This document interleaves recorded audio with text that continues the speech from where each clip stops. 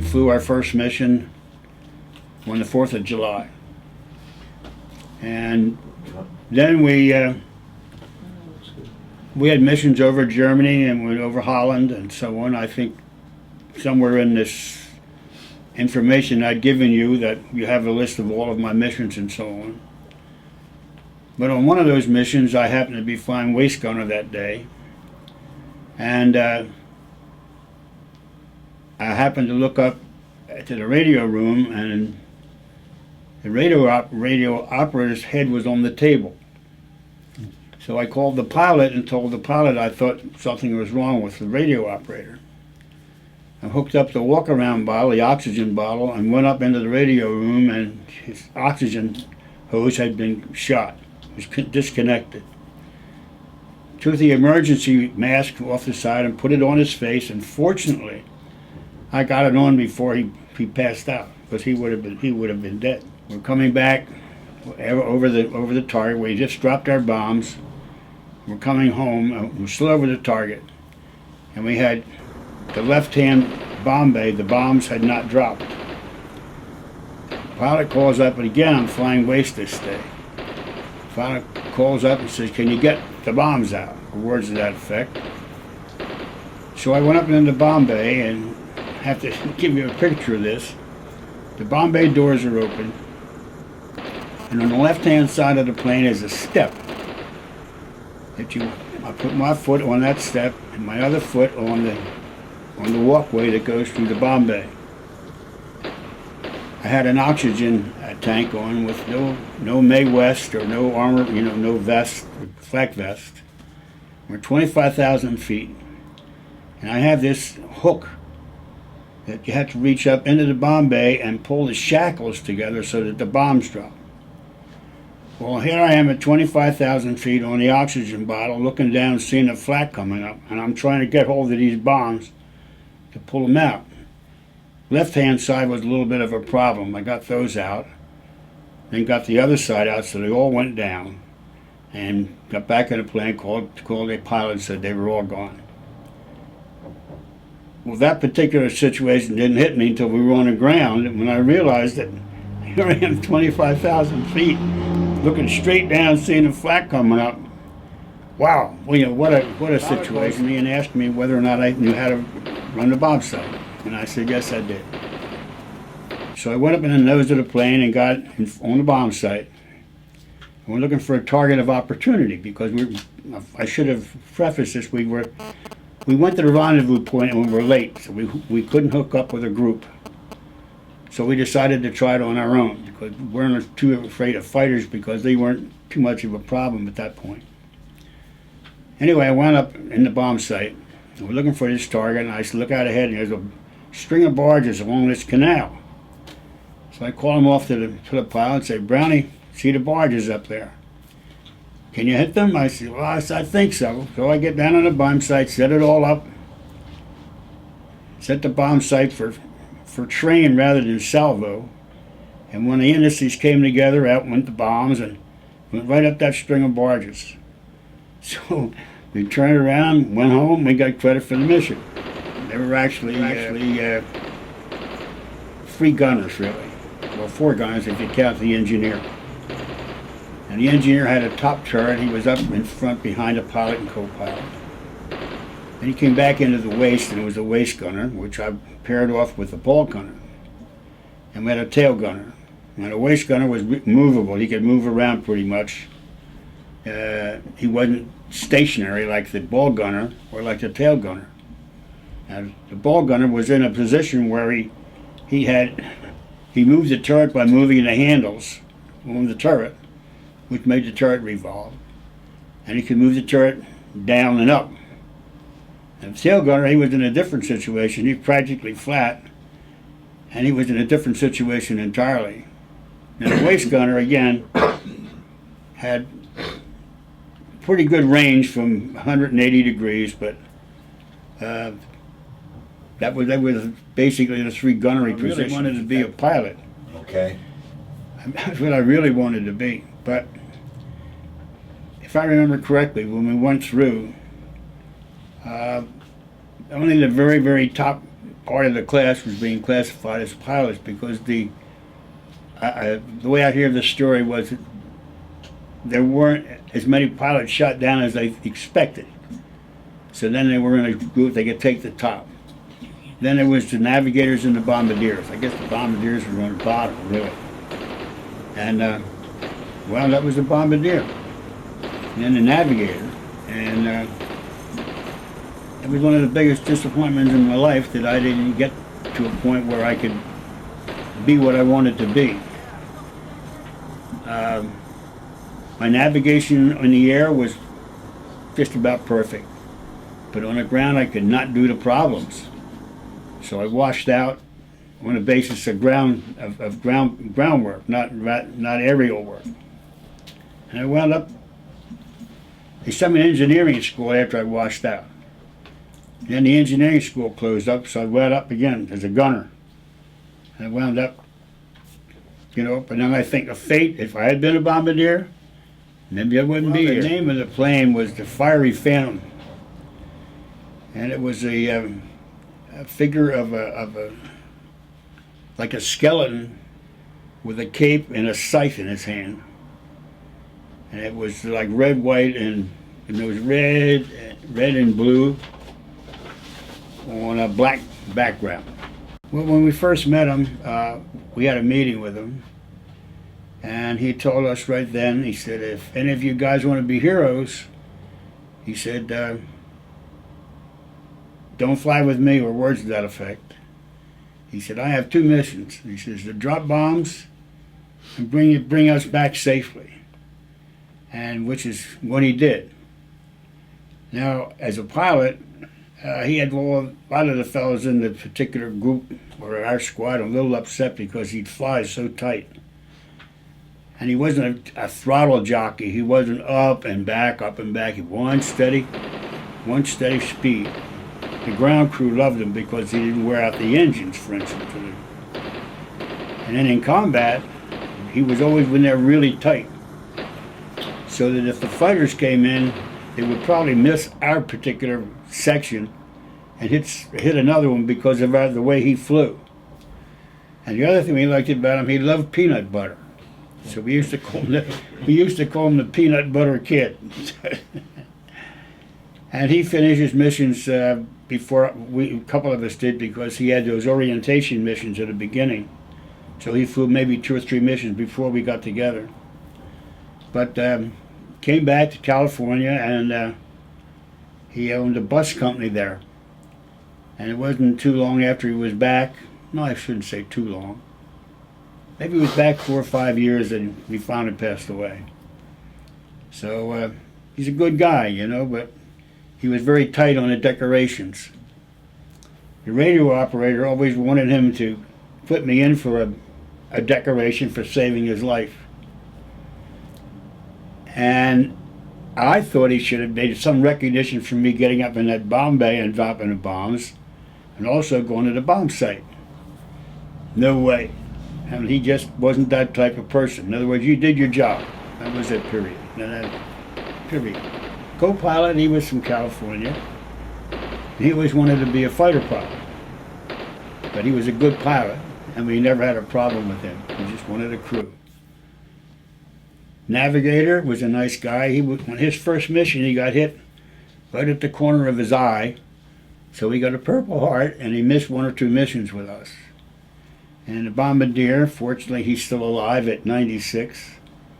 And he was just part of the crew, His name was Burry. We used to call him Dingleberry. And as of this particular moment, all of these fellas are dead except the bombardier, which is, Burry, and myself. All of them have gone on. By the time that we flew our first mission, or our missions, it was right after D-Day. And of course, by that time, the ground forces had already landed in France. And consequently, the fighter fields, the German fighter fields, had all been moved back further into France or into Germany. But what would happen then, the flak guns were moving back also. So when the fighters would come over and meet the planes in the beginning over the channel, we didn't have that. As soon as we got into German territory, we had a lot of flak because they were moving guns all back. And the shells are set to explode at a certain height. And you could see them come up, and they look like a big black blossom. It would be a big round thing and then flat at the bottom most of the time. And you could hear the shrapnel, hitting the plane. And sometimes it wouldn't be so bad, and other times you'd wonder how the hell you're going to get through. Well, it was set on gyros. And when the pilot turned it over to you, when you were on a bomb run, you were actually flying the plane by manipulating the knobs on the bomb sight. So you have your head looking in through the scope, the eyepiece, and you're working the knobs until you get these indices set. And once they're set, this one little thing comes up, and then when it hits the cross piece, that's when the bombs go out. But once it's hanging there, and you're dead on. And if we were shot down in the beginning anyway, the early crews carried 45s, pistols. And if they were shot down, the bombardier was supposed to put his gun in and blow that northern bomb sight all to pieces, so the Germans wouldn't get it. Now, in the beginning, the pilot, the bombardier was right up there in the front, and he's looking at all that flak, and he has to disregard the flak to look at that bomb sight. He's got his head buried on that bomb sight, waiting for those indices to come together, and he can't be worried about the flak. Otherwise, he's not doing his job. So as soon as those indices hit, the bombs go out, and he can kind of sit back and relax a little bit, depending upon what the situation is. The pilot turned the plane over to you. You had these two knobs, as I say, and they were gyros. So when you're working them, you're also working the attitude of the plane in order to get it set up on your target. So actually, at that particular time on that bomb run, you almost became the pilot. Mm-hmm. So you're piloting the plane by manipulating these gyros. Okay? Gotcha. And once that, as I say, once those indices came together, bombs would drop out, and your job was done, in a manner of speaking. The most memorable experience was being up in that bomb bay, pulling the bombs out. I mean, that was one of the scariest parts of my whole life. I realize it now, not so much. Then it didn't occur to me. But in after years, thinking about that, looking down, there's nothing down there, Your legs are spread apart. You're looking down, you're seeing the flak come up, you're hearing it hit the plane, and you're up there trying to get these bombs out, and you don't have a chute on because we had chest chutes. All I had on was this walk-around bottle, and that was it. Period. I mean, that's the thing I remember most, being up there like that. So I don't know. Thank God that I didn't become a bombardier. And I'm here to sit here and tell you this story. It's your time. Like I have a feeling about that when God turns the page over and your name's on it. That's it. It's all you wrote. And that's what I'm saying. Thankfully, that I didn't get up there in the plane as a bombardier. Because maybe I would. They swore me in when I was 17, but then they sent me home for about 2 months to become 18. And went down to Maxwell Field, Alabama, pre-flight. Went through okay. It was a big class. And we passed okay. Most of us passed in the school. And we went to primary flying school. We flew the PT-17, and then they changed us over to the Fairchild that was just coming out. Of course, the PT-17 was a plane that you could really fly, and the Fairchild was like a kite that just floated through the air. But anyway, we made it through primary, went to basic. We were fortunate then because we had an English pilot who had flown combat already, and P.J.K. Hood was his name. And half of our class in primary school was English. And we got through okay, had a lot of fun. and they sent us to advanced school in single engine AT-6s. It was a pretty sad affair for me because in about the third day I was there, they called me in to take a flight for the first flight in the AT-6. And we took off, and I bounced a little bit and swerved a little bit, came down and landed, and they said they were going to wash me out. They said they were sorry they had to do it, they couldn't wash me back. But they had a full class coming in the next time and no room for me. So one flight in the AT-6, they got rid of me and sent me to navigation school down in Hondo, Texas. 8 o'clock, they came pounding on the door, woke me up, said, get ready to fly home in an hour. It so happened that one of their other officers there in the maintenance department had been test flying a repair on a B-17 with his crew, and said, oh, let me show you how I used to fly the Spitfires. He was had been in the Canadian Air Force with the Spitfires and flown a pretty good tour of duty there. So he came down and a little low, and he hit a haystack with the turrets on the B-17, the bottom turrets. And it just so happened that General General Curtis LeMay was looking out a window, got the tail marker on the plane, and got on the phone, called the field, said, I want that man court-martialed. Well, he was so well liked that he had a couple missions to finish, which he did. And then they decided to send him home. For me, the mission I finished up on the next day, they came knocking on the door and said, get up, you're flying home in an hour. So I flew as navigator with him coming on home. We went down and got the plane stripped, and then flew on to Africa. Flew down to the middle of Africa, Dakar, and then over to South America.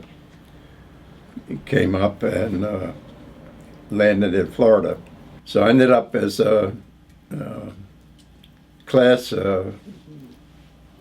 lieutenant, actually, teaching navigation school. After quite a few months, I got bored and decided I wanted to go back to England, and left the school and joined the crew that was flying over. It was just two of us, three of us on the crew, pilot, co-pilot, and navigator. We flew a 17 over to Africa and then up to Italy. We saw one fighter the whole time we were in Italy. We flew maybe 20 missions at the time. That shows you how good that the colored boys were, because they were our escort. Came home, and Korea came along, and went to the recruiting office. The captain, and do you think they'll recall me? I would like to get married, and I won't if I'm going back in the service right now. They said there's no chance, you got too much rank. So I went home and got married, and about a week later I got a letter from the Air Force saying, we want you back. the usual thing. Went to Korea. It was an entirely different war, but it was entirely a different war for us, for the Air Force. It was quite a bad war for the. It's a Lucky Bastard club, and our group had it for finishing your tour over there alive. I got it for 27 missions completed. These are a couple pictures of me when I was taken into the service. This is Maxwell Field, pre-flight school for all the type flyers or pilot, the officers anyway. Go to pre-flight for pilot training for before pilot training and bombardier school, navigation school. This is the Idiots Delight here. Both pictures here. This is when I finished, the day after I finished my tour in England. Happened to be a little puppy that the photographer had down there. And this is my crew. Right after a mission.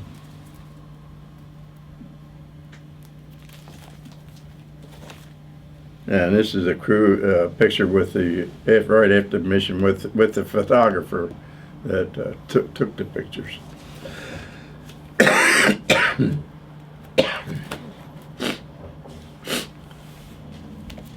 One of the pictures right over the field of P-51 coming across, and a couple of combat pictures, really on the way to a mission. It happened to be a really Lancaster. If you take and figure that the flak is like a grenade, only it's much bigger. Yeah. And when you throw the grenade, it goes off at a certain time. That's why you have to hold the pin for a certain. Anyway, the gunners on the ground will have some idea as to what your altitude is. So they'll send some shells to that particular altitude. Others they'll go high, others will go below or around you. So when you're going through, all these shells are breaking basically at the same time, only at different heights. So when you're flying through that, if the bombardier, lead bombardier he can't maneuver the plane too much because of the bomb sight. He's on his target, so they have to fly through it. And the pilot, same thing. And the shell itself doesn't have to hit the plane. It's the pieces that right. If the shell itself hits your plane, that's all she wrote. Yep. You know, you blow up. But it's like you take a coal shovel full of coal and just throw it up in the air, and you hear it coming down and on a tin roof. Only this time it's not a tin roof, it's sharp and it comes right through the plane, you know, tears everything up. Go ahead, Harry. Yeah, a piece of flak. I had hit my hand one time. It came into the plane, hit the table, went up and hit the wall, and came down and bruised my hand. I couldn't get a metal because it didn't bleed. I carried that thing around with me for a year and a half, I think, before I lost it. Well, I have a piece that's about maybe 2 inches, and another little piece might be a ½ inch.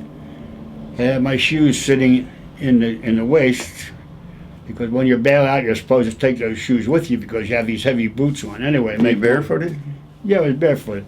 This piece of shrapnel came in and went through 3 sides, 2 sides of the one shoe and 1 side of the other shoe, and landed in there, and that's how I still got it. It's about that big. And you run your finger on the side, man, it's sharper than a razor blade, you know? So that's the kind of stunt jump that's coming through, you know? You want to go first, or you want me to go first? I don't know you. That's the nature of our friendship. You see, I don't know him and he doesn't know me. We met down Randallstown. Dunkin' Donut shop. Yeah, what time? When I was 65, I don't know how about. Well, I'm 10 years older than you are, so I had to be. Yeah. I guess the friendship is going on now. I guess 15 years anyway. You know. And I met Harry over coffee, and we both knew we were in the Air Force. That was our get together, more or less. And it just kind of, if you want to quote, blossomed from there. I mean, I don't know what kind of blossom you can and call we it. worked at Ryland really. Yeah, we worked at Ryland together, and just a friendship. It just, Yeah. I don't know. He puts up with me, and I put up with him. And one thing I have to say, a few years back, Harry unfortunately had a slight stroke, and we all thought, man, he was going to be gone, right? But God loves him. Came through, and You never told me. well, he didn't come down and tell you. I'm telling you. But the only thing that's happened is slightly impaired hearing, and now he's getting a little crotchety, you know. But he's still with us. Okay. My legs are going. So it's well, it's another story.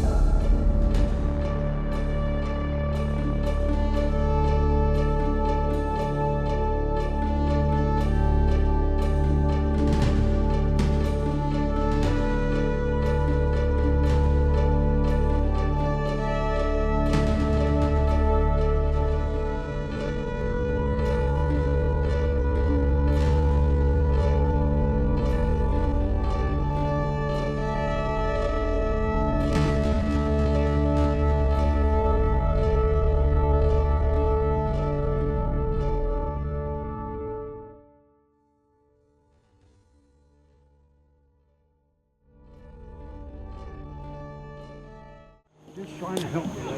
Okay. You walk straight. Yeah, I'm walking straight. Right into the trunk.